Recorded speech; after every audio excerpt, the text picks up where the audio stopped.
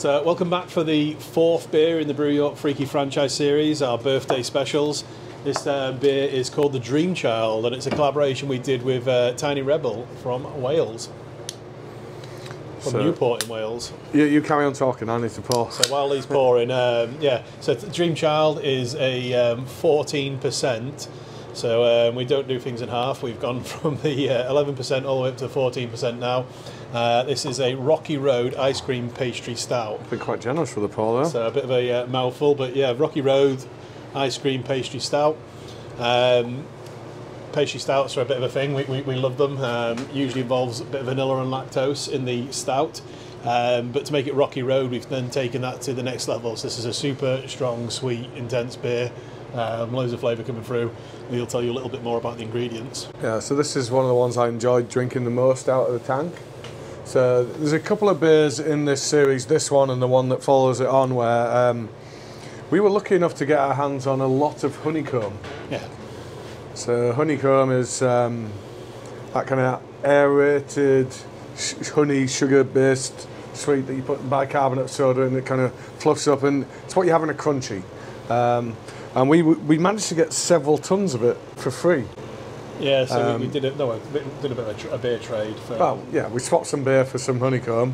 And then since then, they've given us even more honeycomb free because they had some dust and they can't sell it. But it's brilliant because in dark beer, using dark forms of sugars where you're going to get some fermentable sugars and some unfermentable sugars and nice kind of molasses kind of character coming through in it is great. So we've basically used a little bit of honeycomb in this, whereas in the next beer we've used a stupid amount of honeycomb to kind of give it that kind of slightly more complex sweetness to it. And then we've used vanilla, cacao, and then a couple of flavourings to give it kind of a marshmallow-like character. So we've been talking to the guys at Tiny Rebel for a long time about doing some sort of hybrid between Stay Puft and Toncoco. So it's been a conversation that's gone on from beer festival to beer festival, and when we had the chat, I was talking to the sales team and Mo, in particular the sales team, about doing something really interesting, and then we got somehow, I don't know how, but I managed to convince Brad to go Imperial, and we said we'll go stupidly strong with this, and I think that maybe sent a bit of a scare down the sales team because it's quite a hard sell to sell something really stupidly strong. So we dialed back the conversation. We tried to make it a bit more sensible, and we were always going to do something a bit more sessionable in strength. And then COVID hit, and we didn't get a chance to put this idea to fruition. And then when this opportunity came up to do the birthday beers, we decided to revisit the collab. But rather than take something that everyone knows and loves and take Stay Puft or Toncoco, we thought we'll do something completely new, and we'll go for Rocky Road. So the Rocky Road theme is based on the dessert. So you've got the marshmallow, like we said, the honeycomb, vanilla, chocolate, all those things that you love in a dessert, and let's put that into the beer. So you get a lot of that coming through on the nose, and then it's a super sweet beer. It's 14%, and you can't tell that from tasting it because it's sweetness hides it a lot. If somebody said that 7, I'd be like, okay, yeah, kind of thick, but yeah, but maybe it could be. Yeah. So this is my, I've got to admit, this is my, I've got such a sickly sweet tooth when it comes to beer. You really have. So you're like Greg from MasterChef.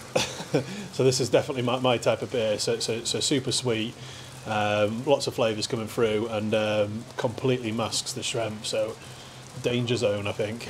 Yeah. I think that is the very epitome of what you would call a dangerous beer.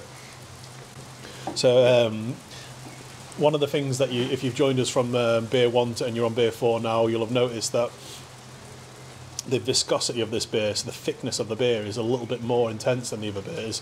There's a lot of sugar in there still, so that's going to help. But also the body, we tried to make sure that the body's still really thick when these beers are getting really strong. You want a nice thick full body on your beers, and the warmer they get, the more flavours you'll get coming through as well. It's quite a nice one to have followed the chili one with really. It's like almost having that glass of milk to take away the heat from the chili. Yeah, no, it's definitely taking the burn away. I'm not thinking about that anymore. I'm just thinking about desserts. So if we talk about the artwork on this particular can, so as with all of them, it's based on the 5th film in a particular horror series.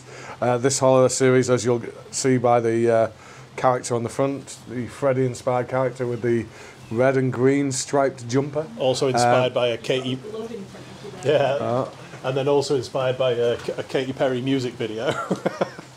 Yeah. A combination of Friday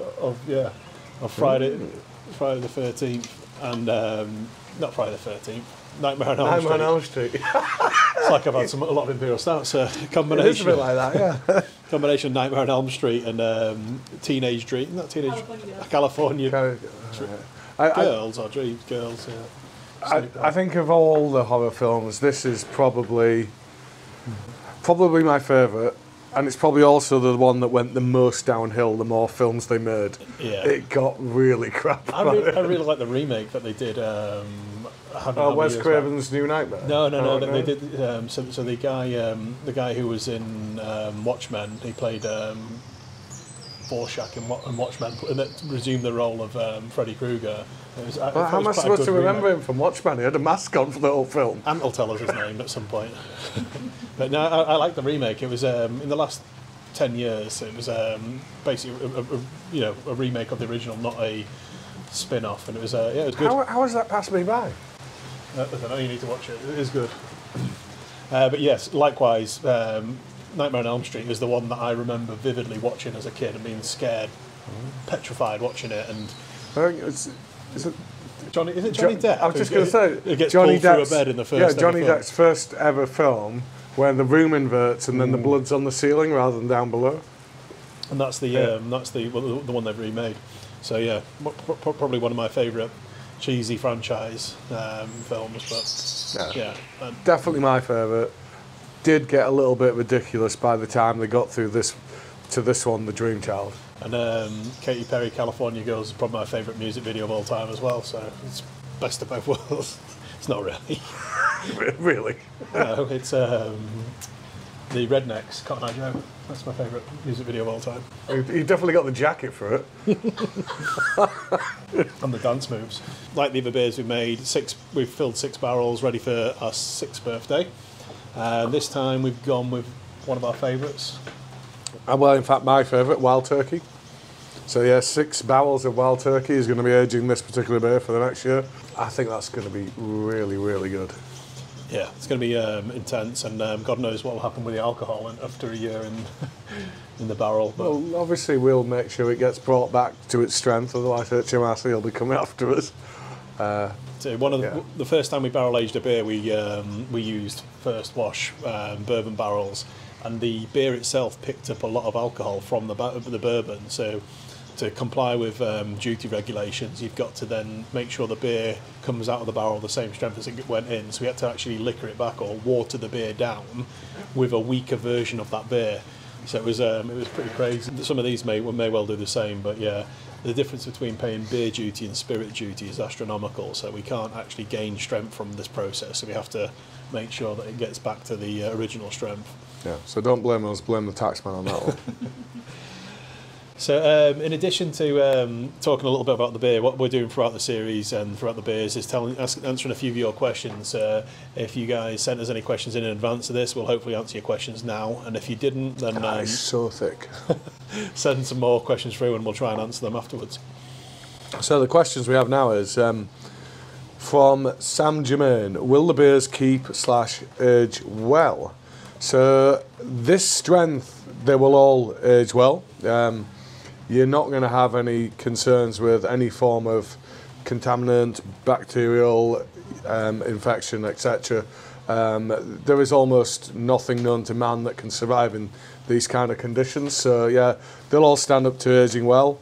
I think some will stand up better than others. I would think the 15% one at the top end of the range is going to age the best, and I think the one in the middle of the range, the 13% chili Merlot one, I think they're the ones I would hold out the most hope for in terms of aging them as they are. But what you really need to be doing, guys, is you need to be waiting for our release of the barrel aged versions in a year's time. So let us do the work for you on that one there. We'll age them in a selection of different barrels, and then you can compare them to how you remember these beers to be in a year's time. So, second question we got from John Campbell, and it's no relation to Bruce, I don't think. What's the scariest experience at the brewery, or is there a freaky part of the building? Do What is this? You're thinking of the artwork, the graffiti? No. All right. Do you remember when, I'm not going to name names because he would absolutely kill me, but do you remember when you turned out all the lights and snuck up on someone near the door, and they quite literally shit themselves. Literally shit themselves. So yeah, one of our friends was in visiting, and yeah, we caught him on CCTV, like literally jump out of his skin. It was pretty amusing, and did a little bit more than that. Yeah, we've got night vision on the CCTV, so we saw him in the screen go, "Ah," and then run out the door, and then we later found out it was because he had soiled himself. Yeah. So that's probably the scariest thing for him that you were involved in.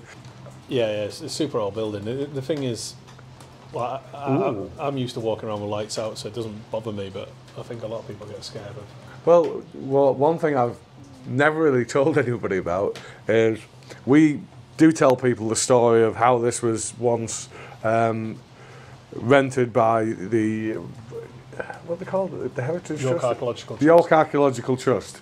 And we tell people they used to store the artefacts, the boats and things like that. And all of that is true, but they also used to store the cadavers here as well. So all the Viking remains and things were all stored here as well. So unlike the Minster where you might see Roman soldiers walking halfway through the floor, I guess we'd have some Vikings. So we brought one back to life, and he works in the marketing team now. He's filming us. a few pints of Imperial Stout, and he woke up. Right, but York is renowned as one of the most haunted cities in the UK. There's a pub not too far from where we're sat here, which is renowned again as one of the most haunted places in the UK. But no, I'm afraid we don't, beyond what we've said there, have any particular tales of our own brewery. So question 3 from O'Beary Me on Instagram. So do all the beers use the same ingredients base malt, or do they vary? It didn't say base malt, sorry. Do the same ingredient base, or do they vary? So they vary. So there's going to be common components across them. So you are going to have your base malt, the one that provides the sugar from which we're getting our alcohol. And then there's always going to be some sort of dark roasty malt in there, and that's going to be either carafa, black malt, or roast barley, depending on what kind of characteristics we're trying to put through. So you can either get roast character, but with that you can get some astringency and bitterness. That will be kind of roast barley. Or you can go black malt, where you're going to get roast character, but you don't get the astringency. Or you get carafa, where it is the colour and you're really limiting the kind of roast character in there. So these more desserty type ones, where you're wanting the colour but you're not wanting the huge roast character, that's what we're going to use in those. So I think most of these are kind of dessert line beers, so we've probably gone for carafa with most of them. I think black malt in some of them. We then use what gets called crystal malts, sometimes called caramel malts. So these are ones where they've been heated in a kiln and the sugar within them has caramelized. So that means some of the sugar's not fermentable, so is then left in the final beer. So crystal will play a heavy part across these beers. And then there's something that's probably in a lot of these, which is one of my favourite malts of all time. It's something you get from Belgium. It's called Special B, and it gives this real kind of raisiny, biscuity type character into beers. And I don't think I've met a brewer that doesn't love Special B. It's a thing you need to use in moderation. It can be a bit too much, but yeah, I think all brewers, we love Special B. So one of the things we made our job difficult by choosing ascending ABV beers. If we'd have gone for a flat, say 12% across every beer, we could have probably done something relatively simple and stuck with the same malt ingredients across the board, hit the same ABV, and then just change the flavour profile each time. But that's not really what we were about. We wanted to do something quite different, so that the Mole beer tastes quite different to the Rocky Road and so on, and to do that we had to tweak the base malts each time. But the like Lee said, there's a lot of commonality runs amongst the beers, but they are all unique base malts and they're all the unique flavour profiles we put in there. So we've got an interesting project coming up where we're going to do same ABV, same malt bill, and the different hops, but hops are more prolific and more obvious in the flavours. So I think it works quite well for that. For the stout that we were going for and the different flavours, I think changing it each time has worked really well. Yeah, stouts really are about full orchestra playing. It's about having complexity. So to achieve a multi-spiked flavour profile, you use things across the whole of the malt array. So it's not uncommon for us to use 7 to 10 different types of cereal or barley or malt in these types of beers, whereas the example that Wayne's saying there, where you're wanting the hop to be the star of the show, you're going to go with a really simple grain bill because you don't want anything kind of getting in front of what you want to be the star ingredient. So that's the Dream Child. Hopefully you've enjoyed that, and if you have, then make sure you look out for the Wild Turkey Barrel Aged version we bring out in a year's time.